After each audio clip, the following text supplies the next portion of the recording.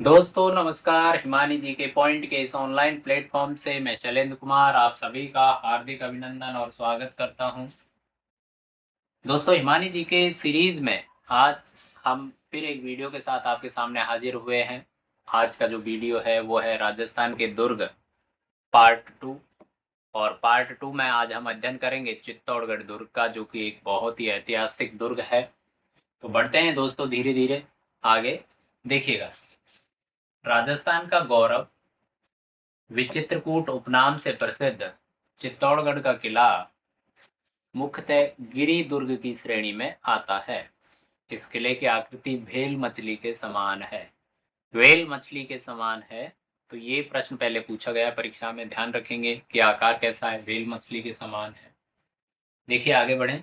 वीर विनोद के अनुसार मौर्य राजा चित्रांगद मौर्य मौर्य राजा चित्रांगद मौर्य चित्रांग मौर्य का उल्लेख मिलता है कुमारपाल प्रबंध ग्रंथ में।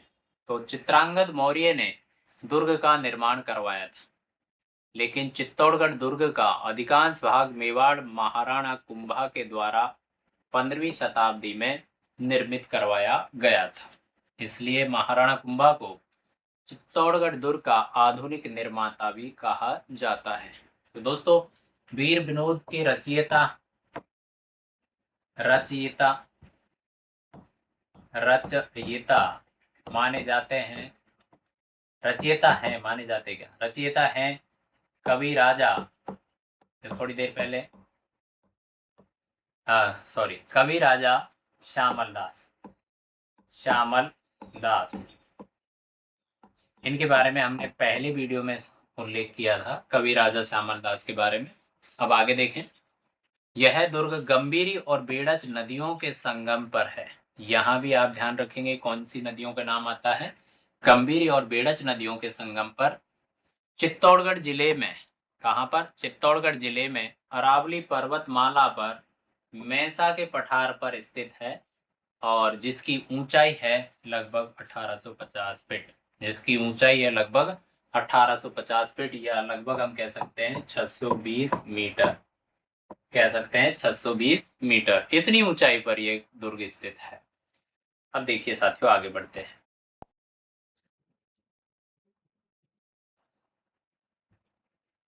देखिए,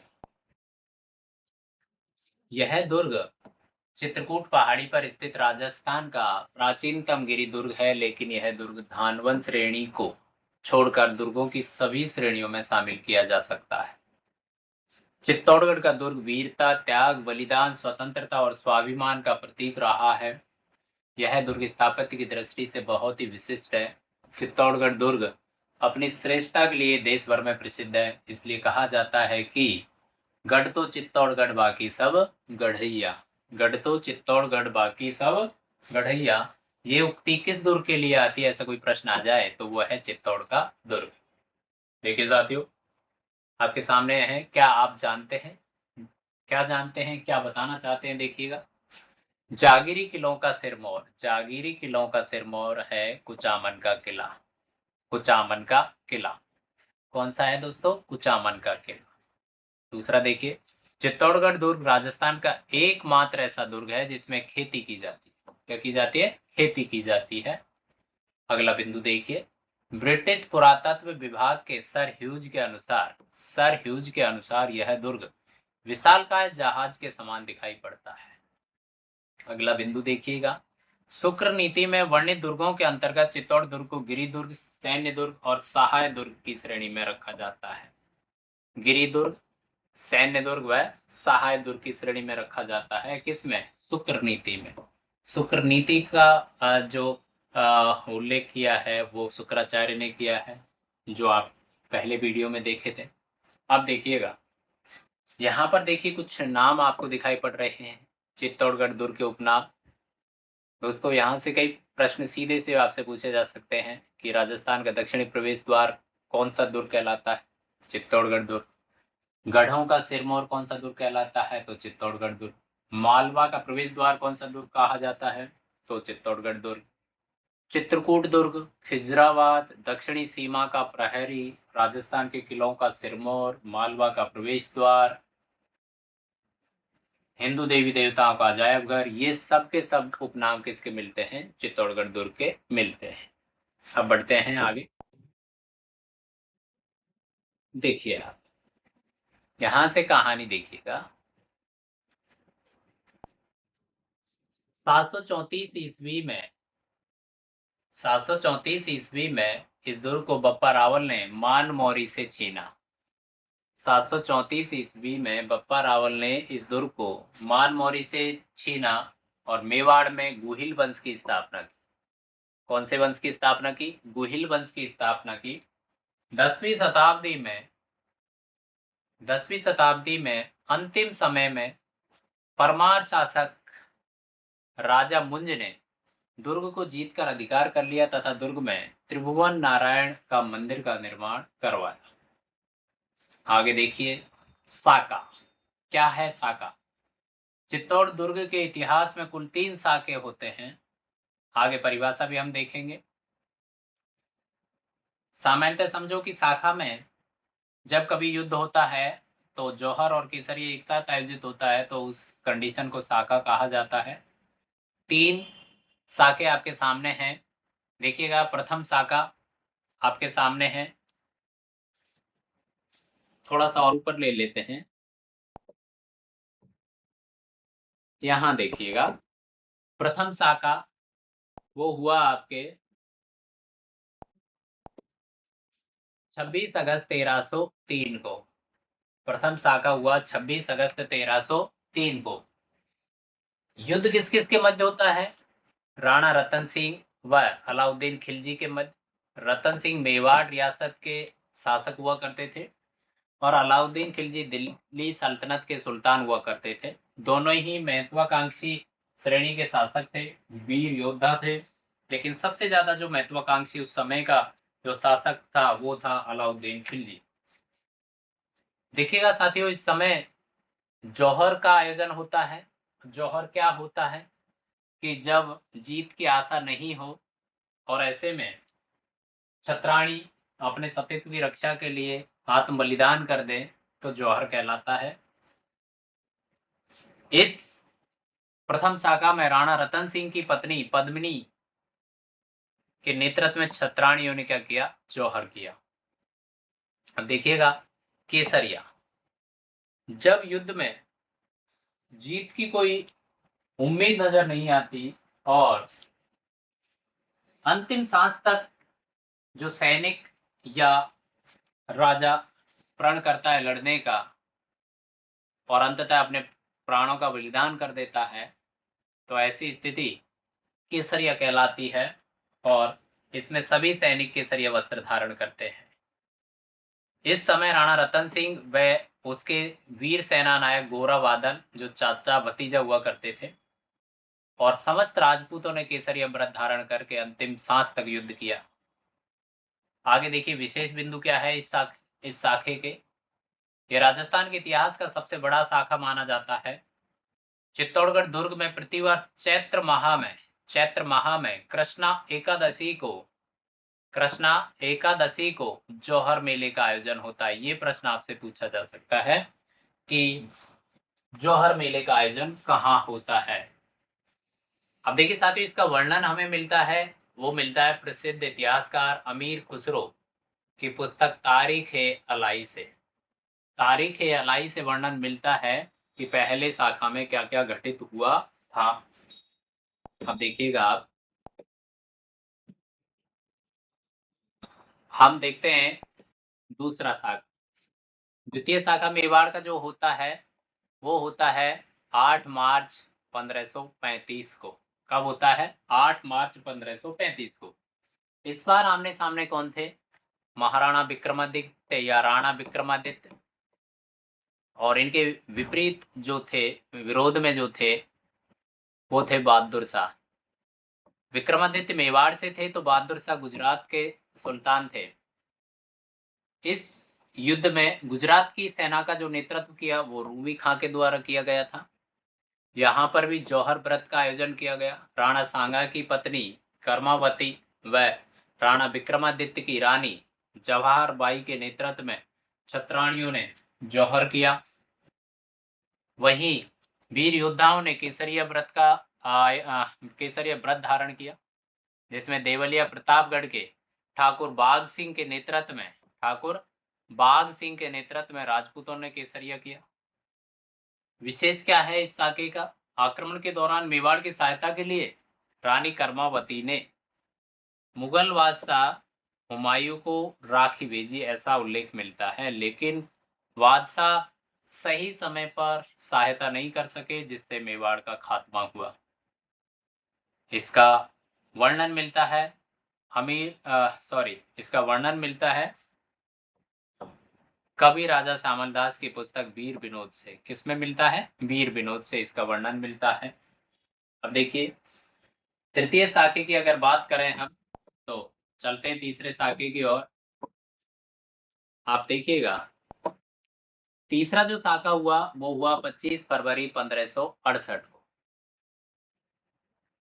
राणा उदय सिंह व अकबर, एक तरफ राणा उदय सिंह मेवाड़ से थे, तो दूसरी तरफ मुगल बादशाह अकबर, जो तत्कालीन समय के सबसे महान बादशाह थे, का आमना सामना होता है। जौहर का आयोजन होता है। मेवाड़ सेनापति पत्ता सिसोदिया की रानी फूल कंवर, याद रखिएगा, मेवाड़ के सेनापति पत्ता सिसोदिया की रानी फूल कंवर के नेतृत्व में छत्राणियों द्वारा जौहर व्रत आयोजित किया गया, जौहर का आयोजन किया गया। फिर है केसरिया। वीर सेना नायकों ने जयमल राठौड़ व पत्ता सिसोदिया के नेतृत्व में केसरिया व्रत किया। और जब आप इतिहास पढ़ेंगे तो राणा जो उदय सिंह है वो मेवाड़ के जो महान शासक हुआ करते थे, वो इन विद्वान योद्धाओं के कहने पर मेवाड़ को छोड़ देते हैं, और सारी जिम्मेदारी मेवाड़ की जयमल और राठौड़ पत्ता सिसोदिया के हाथों में आ जाती है। कल्लाजी राठौड़ का नाम भी आता है, वो जयमल राठौड़ के भतीजे होते हैं। तो काफी हद तक रोचक जानकारी आपको इतिहास में मिलेगी। अब देखिए, विशेष क्या है, मेवाड़ का यह तीसरा साका था, वह अंतिम साका माना जाता है। इस युद्ध में कल्लाजी राठौड़ दूल्हे के भेष में युद्ध करते हुए वीरगति को प्राप्त होते हैं, और वर्णन है प्रसिद्ध इतिहासकार अबुल फजल की पुस्तक अकबरनामा में। कहाँ से वर्णन मिलता है? अकबरनामा से इसका उल्लेख प्राप्त होता है। साथियों, आगे बढ़ते हैं। देखिए, हमारे ऐप का लिंक आपके सामने है, आप प्ले स्टोर से डाउनलोड कर सकते हैं, हिमानी जी के पॉइंट। इसमें मेरी प्यारी गुड़िया का फोटो लगा हुआ है, तो आपको ढूंढने में परेशानी नहीं होगी। देखिए, किले के अंदर, किसी भी किले के अंदर एंट्री करने के लिए, प्रवेश करने के लिए कुछ द्वार होते हैं।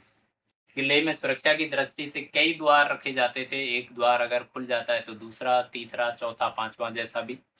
अब देखिए, चित्तौड़ के किले में द्वार कौन कौन से थे?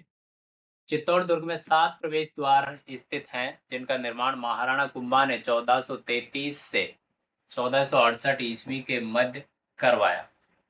इससे पहले भी थे, लेकिन इसका जीर्णोद्धार और इस तरीके से करवाया। दुर्ग स्थित द्वार इस प्रकार हैं: पाडन पोल, भैरव पोल, गणेश पोल, लक्ष्मण पोल, जोड़ला पोल, राम पोल और हनुमान पोल, ये द्वार के नाम है। अब देखिए, एक एक का हम अध्ययन करते हैं। पहला आता है आपके सामने पाडन पोल। चित्तौड़गढ़ दुर्ग का प्रथम द्वार माना जाता है। पाडन पोल क्या माना जाता है? चित्तौड़ का प्रथम द्वार माना जाता है। इस द्वार के संदर्भ में कहा जाता है कि एक बार एक भीषण युद्ध होता है, जिसमें खून की नदियां बहने लगती है, और एक पाड़ा बहकर यहाँ तक आ जाता है, और तब से इस द्वार का नाम पाडन पोल पड़ गया, जो कि अतिशयोक्ति है। ऐसा संभव नहीं है, लेकिन लिखा है, तो हमने भी लिखा है। इस द्वार के बाहर प्रतापगढ़ के रावत बाघ सिंह का स्मारक बना हुआ है। प्रश्न यहाँ से आएगा कि प्रतापगढ़ या देवलिया के जो ठाकुर रावत बाघ सिंह है, उनका स्मारक कौन से द्वार के समीप स्थित है? तो आप बता पाएंगे, पाडनपोल के समीप है। रावत बाघ सिंह चित्तौड़ पर गुजरात के शासक बहादुर शाह के आक्रमण के समय दुर्ग की रक्षा करते हुए वीरगति को प्राप्त हुए थे। यही प्रश्न आएगा परीक्षा में, अगर आएगा तो। आगे बढ़ते हैं, नंबर 2, भैरव पोल। पाडल पोल से थोड़ा उत्तर दिशा में जब हम आगे बढ़ते हैं, तो दुर्ग का दूसरा द्वार स्थित है जिसे भैरवपोल के नाम से जाना जाता है। इस द्वार का नाम देसूरी के भैरवदास सोलंकी के नाम पर पड़ा, जो चित्तौड़ पर गुजरात के शासक के अभियान के समय वीरगति को प्राप्त होते हैं। वीरगति को रावत बाग सिंह भी उससे भी प्राप्त होते हैं, तो वीरगति को भैरवदास सोलंकी भी उसी समय प्राप्त होते हैं। तो ये महान योद्धा थे, इसलिए सबसे पहले खड़े होते थे। महान योद्धा थे, इसलिए सबसे पहले अग्रिम पंक्ति में खड़े थे और वहीं पर शहीद होते हैं। आगे देखिए, हनुमान पोल। हनुमान पोल भैरवपोल से थोड़ा आगे दुर्ग का तीसरा द्वार स्थित है, जिसे हनुमान पोल के नाम से जाना जाता है। इस द्वार के समीप हनुमान जी का मंदिर स्थित है, इसलिए इसका नामकरण भी हनुमान जी के नाम पर हनुमान पोल पड़ गया। फिर और आगे बढ़ते हैं तो आता है गणेश पोल। हनुमान पोल से आगे बढ़ते हैं तो दक्षिण दिशा में दुर्ग का चौथा जो द्वार आता है गणेश पोल कहलाता है। क्या कहलाता है? गणेश पोल कहलाता है। फिर देखिए,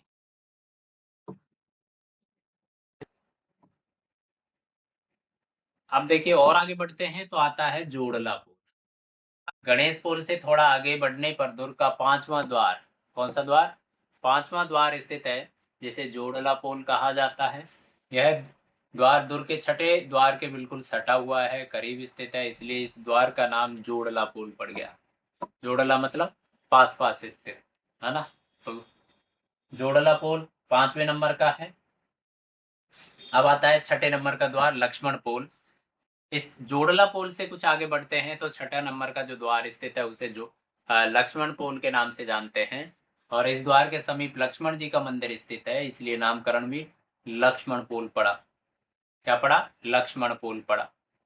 आगे देखिए, अगला जो द्वार आता है नंबर 7, रामपोल। लक्ष्मण पोल से थोड़ा आगे दुर्ग का 7वां द्वार स्थित है, जिसे कहते हैं रामपोल। इस द्वार के समीप राम जी का मंदिर स्थित है, इसलिए इसको रामपोल कहा गया।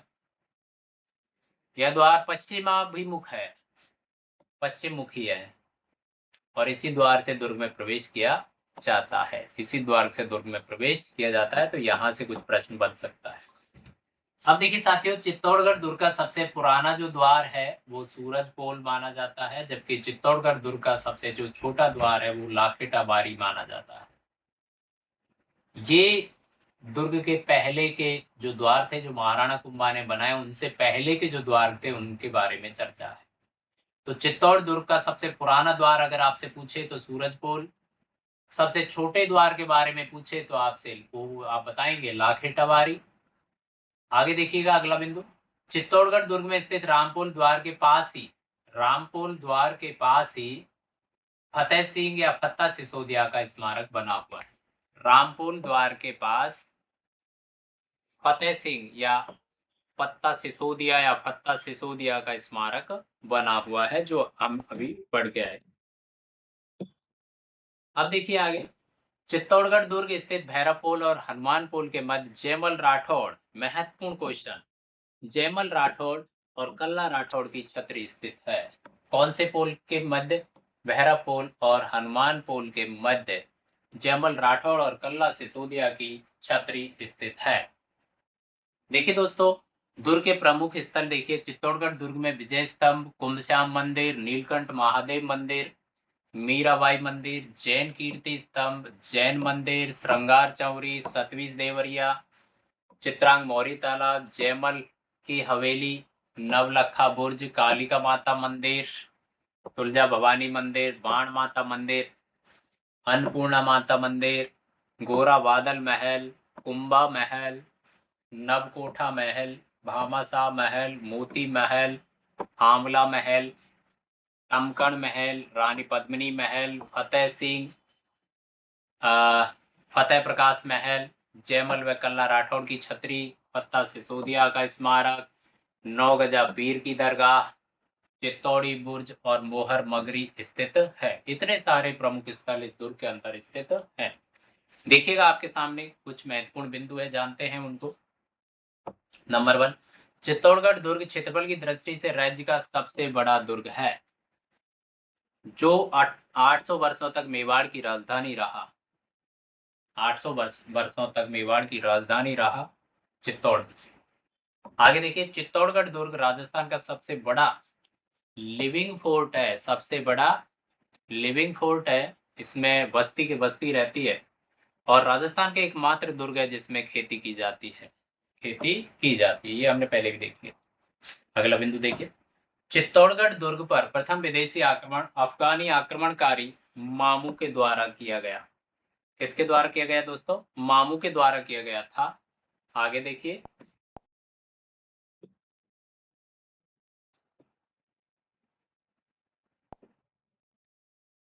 चित्तौड़ दुर्ग पर वर्ष 2018 में 12 रुपए का सरकार द्वारा डाक टिकट जारी किया गया था। अगला बिंदु देखिए, चित्तौड़गढ़ दुर्ग पर 2019 में पहले फोर्ट फेस्टिवल का आयोजन किया गया। चित्तौड़ दुर्ग पर पहला फोर्ट फेस्टिवल का आयोजन किया गया। कब किया गया? 2019 में किया गया। तो ध्यान रख ले, कभी कोई प्रश्न आ जाए तो। अब देखिएगा, विजय स्तंभ या टावर ऑफ विक्ट्री। ये देखिए विजय स्तंभ, बहुत ही शानदार स्मारक है। काल कब से कब के मध्य बना? 1440 से 1448। निर्माता महाराणा कुंभा है। उपनाम इस स्तंभ का विष्णु स्तंभ है और वास्तुकार जैता कूपा और अन्य साथी हैं। देखिएगा, निर्माण मेवाड़ महाराणा कुंभा के द्वारा मालवा के सुल्तान महमूद खिलजी पर सारंगपुर विजय के उपलक्ष्य में करवाया गया। सारंगपुर विजय जो होती है 1437 में प्राप्त होती है। इसी के उपलक्ष्य में 1440 से 1448 के मध्य tower of victory, tower of victory